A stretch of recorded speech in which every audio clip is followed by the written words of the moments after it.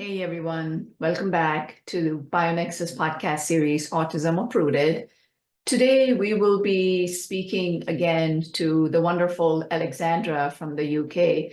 Alexandra has achieved extraordinary results with both her boys, and we will be discussing as to how and why. So let's proceed and welcome Alexandra back to today's podcast. Welcome to the BioNexus Health Podcast with Dr. Jodie A. Darshaw, who holds a PhD in integrative medicine, is board certified in integrative pediatrics, an internationally recognized pioneering clinician, and author. And now here's your host of BioNexus Health Podcast, Dr. Jodie A. Darshaw. Alexandra, welcome back to the BioNexus podcast. Thank you, Dr. Darshaw. I'm glad you're here. Thank you for being here. I'm glad to be here in this position now, able to smile and to live finally a happy and normal life. Both the boys are doing well. Incredible, both of them. Both of them. They are literally thriving at this point. I'm so happy that both of them are doing so good, and I was discussing with my husband about it, and it was the best decision when we got Patrick to start the proper protocol. It not just that it helped him to get better with his problems, but Philip is thriving now. Philip is the younger one. Yes. Younger brother, yes. And I always look upon all the children around the world that I help. I mean, it's wonderful to feel that I have extended family in 89 countries, so I'm really proud of the boys. I'm really proud of you as well. I know that it's, the protocol is great, it's customized, but ultimately it's up to the family members to follow the protocol correctly, to do additional efforts on their own as well. I mean, many times we think it's common sense, but as you know, right, common sense is very uncommon. So it's important to kind of help people to put a spotlight on other things in addition to just diligently following the protocol that can help children recover well. Alexandra, one thing that you said that I really like is that actually for those watching, right, Alexandra has had a couple podcasts with BioNexus before, because we were tracking the progress of little Philip, and he has made so many strides. So what I'm going to do, I'm going to link to those podcasts in the description, so those interested can quickly go to Alexandra's other podcasts. But Alexandra, coming back to you, one thing that you said was, Dr. Darshaw, I don't have too many videos to share today because, I'm not monitoring anything. I don't need to. Everything has gone back to normal. And if I put a camera in his face, it looks like it's exposed. Everything is so natural now. He's become bilingual, you said. So I'll let you explain that. So basically, since we've seen each other last time for a podcast, yes, a lot has changed. We have even gone through a massive flare somewhere in October. But I do understand these things because, as you know, I have studied a lot and I have got myself involved in things that I wasn't thinking they are necessary, because you're somehow counting on the doctor. You go and see a doctor. It doesn't matter that it's a doctor from the medical system, it's a naturopathic doctor, an integrative, it doesn't matter. You are just going to the doctor and you expect him to give you a magic pill, either way or another, and cure these things. There is not a cure for it. It's a lifestyle that you need to adapt and to integrate within the whole family. And it's much more complex. And I have managed to realize lately, like in the past month, discussing with the girls in the groups and with other parents and even with people on the streets, because now the whole community can see the progress in Philip, and now everybody stops me and is like, they are not just, oh my goodness, this child, it's autistic, maybe he's having a meltdown, the mom is fighting, oh poor mom, she's struggling to get him to school. Everybody is looking at him and is asking, what have you done to him? What happened? And I'm like, well, what do you mean what happened? It's like, a couple of months ago, you were struggling to get him to school. He was literally like crawling to school. And now he's going with his backpack, he's holding his brother's hands and they are walking independently, and you're behind them, like you can even stop and talk to someone while they are waiting for you quietly. What have you done? And I was like, well, we are following some protocol, but it's not just that. We had to adjust our life due to his medical problems, and this is what's happening. And then they want to find out more, and this is the way, like, now half of the neighborhood knows his problem, and they are looking different to him and to everything that's happening, and even to their kids. Because I was talking yesterday with someone and it's like, I'm concerned that my daughter might be autistic. She's not like all the time, she's like just sometimes blanking out.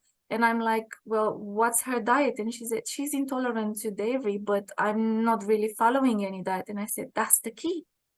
Give her the right food and she will thrive. Try that. And she was like, well, listening to your story made me realize that I'm making this mistake. And as I was discussing, like even this week, I was on the group and somebody was asking, which type of bread is better for a gluten-free bread? Is it this one or is it the other one? And I was like, well, did you check the ingredients? Like, okay, you can get bread from the shop because you're late, you've had a busy life and done that. But look on the ingredients. In the ingredients, the only thing that it didn't have was gluten. But apart from that, it was having like additives, preservatives. It was having Starches, sugar, starches, coloring, right. Oh my gosh, coloring as well. food coloring as Right. well, and all that. And I was asking, like, you'd rather give him a homemade bread with gluten and everything than give him these things, because this for me is like toxic. Like, I'll rather give him a bread that I made with normal flour, yes, with wheat that has gluten inside, and it's made by me with just flour, water, yeast, and it's homemade, than giving him that thing that the only thing it doesn't have is gluten, but it has lactose, it has the whole rest of the whole shebang. inflammatory Let me, yes, I love what you said. So I wanted to add there, a couple things. One is you mentioned your neighbor and her child's dairy intolerance and hasn't done anything about it. And then, this bread with crazy, crazy is the word, crazy ingredients. Like we said early on, it is more than just following any protocol which is required. What happens is more than 70% of your immune system is in the gut. And if the immune system is being bombarded with antigens, what is going to happen? It is not just, so after a certain point, I agree that let food be thy medicine. But this is if you are following it right from the start. If you are just, if your child is already affected, any family member is already affected and you've ignored it, maybe they'll grow out of it. And then you end up with the IBS, you end up with ADHD issues, at the very least, if your child has symptoms from food intolerances, they are not going to achieve their full genetic potential academically in life. It will not happen. You will see them go on through life, but you have seen the extraordinary benefits of going the extra mile, with the diet, with the exercise.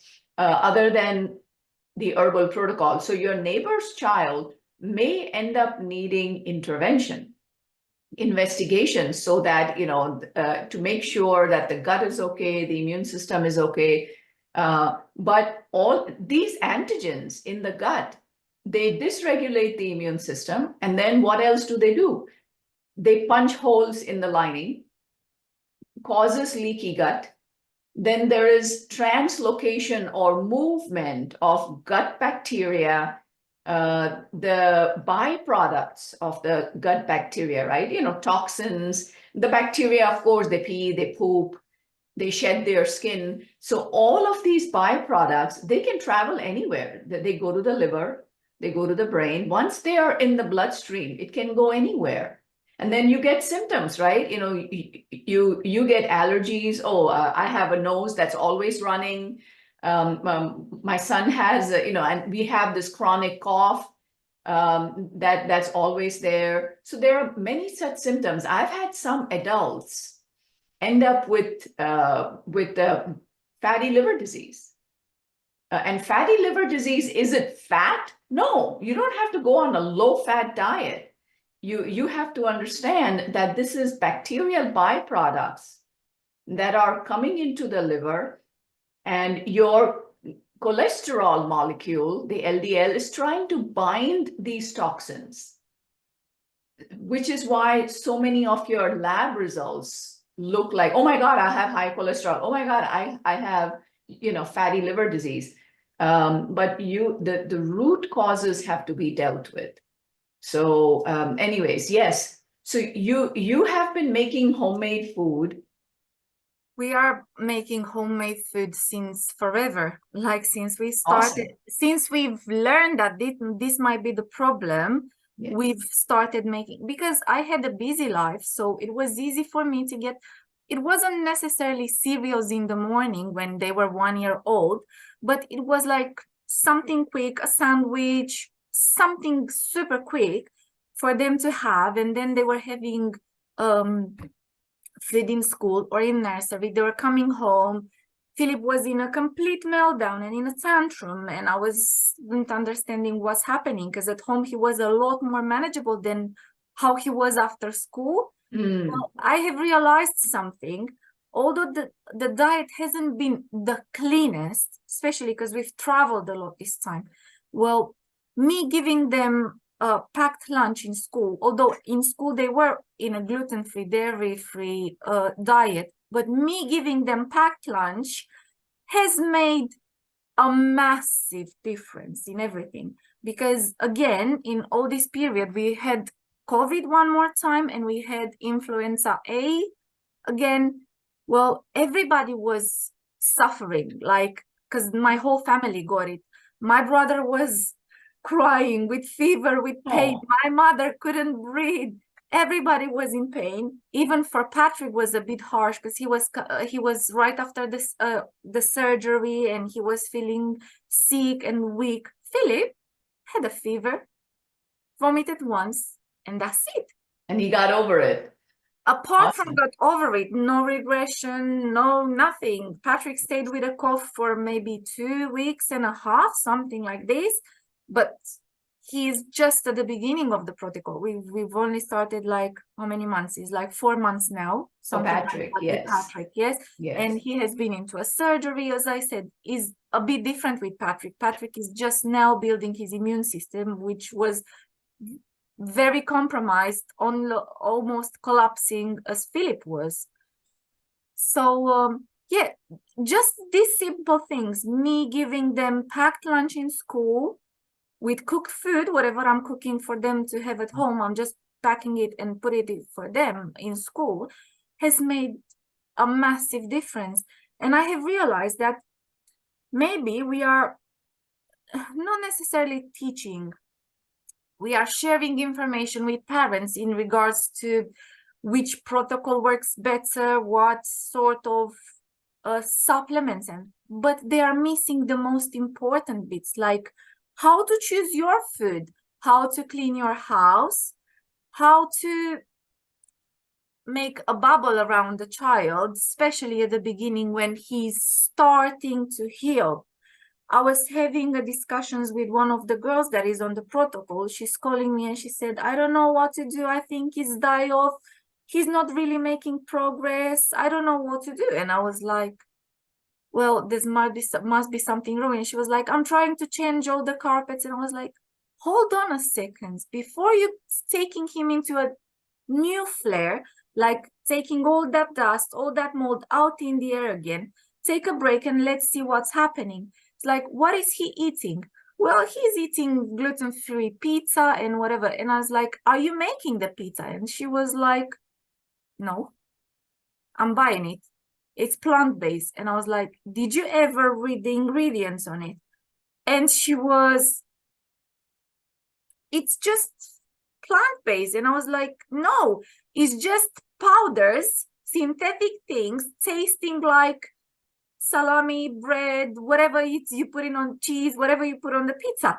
So what's the point on giving him that and making the body deal with processing the substances within the food instead of giving him proper food? At least the body knows how to digest. Okay, you're not going to make a progress, you're not going to heal yourself, but at least he's not coping with digesting processed food. And yeah, I have realized that parents don't really know the basics, and definitely the progress of the child is not gonna be the same, because everybody's like, yeah, your Philip is doing progress because he's little. And I said, no, Philip was very compromised when we started. He was paralyzed in bed. We were, and you can confirm that, Dr. Dashor, we were almost losing him, like losing him. Yes. He was just on the edge. He couldn't talk, he couldn't walk, he was just in pain, crying and being paralyzed. Well, from that to having a hyper, I prefer to have a hyper child, you know, that he's running around and swearing because his OCD is off to the limit, than having a child paralyzed and almost dying and not being able to eat, to drink, to get nutrients inside of him, you know. I'm always telling to the parents that I'm talking to, you need to make the difference from the behavior and from the sickness. The kids are always pushing with the behavior because they are choosing the easy, I don't know, option. It's going to be easy for them to cry than, I don't know, chew on the veggies. It's going to be always easy for them to cry, and you're going to give them crisps. And what's the point? You're wasting their time, nothing else but their time and their health. I agree, Alexandra. Yeah. And I mean, you know, you can interrupt me, I'll be interrupting you as well. But you mentioned such important points that I have the need to elaborate a little bit for Please do. those It's a lot more watching. important, your explanation, than what I'm saying. No, not at all. No, no, no. Moms are the most important thing, you know, and the way mothers handle families. I mean, the mother is the heart of the family. So what you mentioned was one thing was that Philip is not having major flare-ups anymore.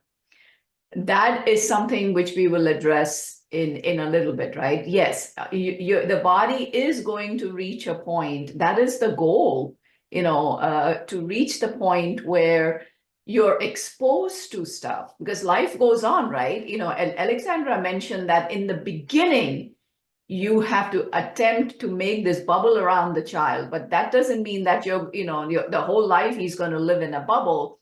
No, it's just in the beginning to empower the immune system, get that overactive immune system from pandas that our kids have, to get that to be stable. Slowly, the Tregs will rise, right? Regulatory T cells, you know, and the Tregs are really important because they are the ones that will tell your immune cells, you know, hey, calm down, you know, back up with the bazookas. You don't have to attack the colon. You don't have to attack the brain. This is all good. So it shows that Philip's Tregs have gone up, which is the goal, which is great.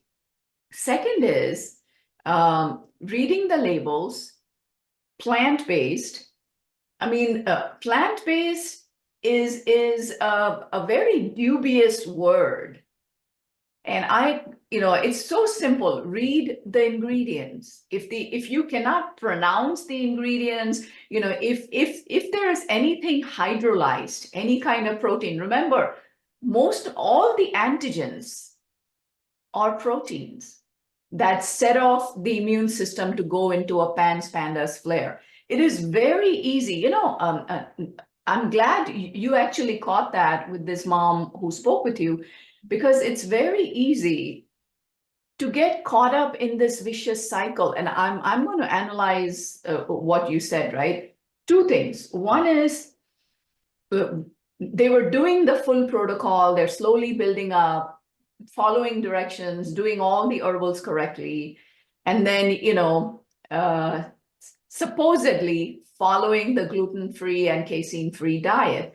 Now, in the protocol, right, Dr. Dashore has explained the detox reaction, die-off reaction. So many people think that any darn reaction my child has, it could be cough, cold, flu, bad food, is all because of the protocol. Like, hello. No. Please try to understand. You have to analyze what is going on with your child, right? It's not the protocol. If, what is the child eating? In the middle of the protocol buildup, with the child being at home, are you ripping up all the carpets without opening the windows, without having a good HEPA air purifier running? If you're not doing all of those and you're just ripping stuff up, then you're providing the immune system with exposure.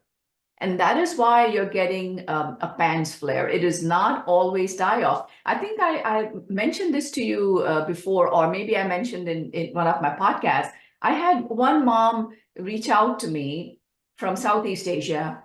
Oh my God, doctor, it's an emergency. He's having a massive die-off. Like, okay, for how long? It's been a whole week and it's not getting better. So I'm like, can you describe? So she goes like, yes, he's having vomiting, he's having diarrhea, he's having stomach pain, he's having a fever, he has a cough. And I'm like, Mom, you just described to me stomach virus. Every symptom of stomach virus, that is not die-off. I have done so many podcasts on die-off that it is the existing symptoms. I mean, I'll put a link to the die-off as well. We also did a family's Q&A with die-off to get them to understand, but I guess, there's only so much that I can do. Like, I explain in every appointment, you've been explaining. So I think the point that you're making is very important, is to be aware of what's going on. I will explain as well, for example, because we started one of the new products, yes, and I was expecting die-off. Yes, it happened. Philip's elbows and knees got red. Yes, it lasted for 2 hours, 3 hours, and then he's been fine. This is what's happening when the protocol, because definitely everybody following the protocol sees the protocol working. So when it's working, you know that the die-off is going to get less and less, and you're not going to feel it. Don't expect the child to have a massive die-off when the protocol is already set for a couple of months. Look of what are you doing wrong, because you can't just expect to give some supplements and have him being well. As I said, there are so many things from the air that he's breathing, from the water that he's drinking, the water that he's washing with, food, everything. And most of all, the connection that you've got with the child.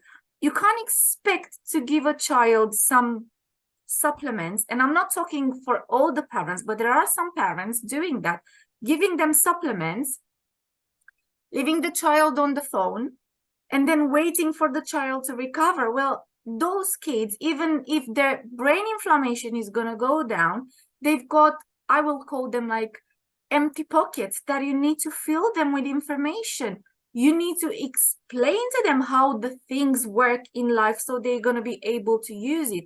Yes, sometimes they've got the capacity, even that if the brain is inflamed, to retain the information. And once the brain inflammation is down, they're going to give you the information, and you're going to realize they knew these things because they had contact with it before. But if they didn't, and they have spent 4, 5, 6 years just on the phone because that was the situation, the child was having meltdowns, tantrums, and you need to somehow carry on with life, and you give him the phone or the tablet or whatever you're doing for him just to keep him calm so you can take care for the rest of the family, then at the minute the child inflammation is going down, you really need to start communicating with him. And you need to start with exactly what you would do with a baby.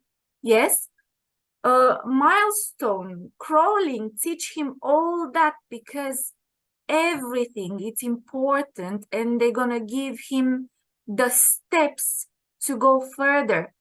He can't do, I don't know, he can't climb on the rope when he's in the park if he doesn't know how to crawl on the floor, on solid floor. You know what I mean? You can't expect him to get him in the park and him to know how to play functional with the toys in the park or with the equipment in the park if he hasn't been exposed before to that, or if you don't show him, or if he can't do the move, because that's a different thing that we are seeing in the kids.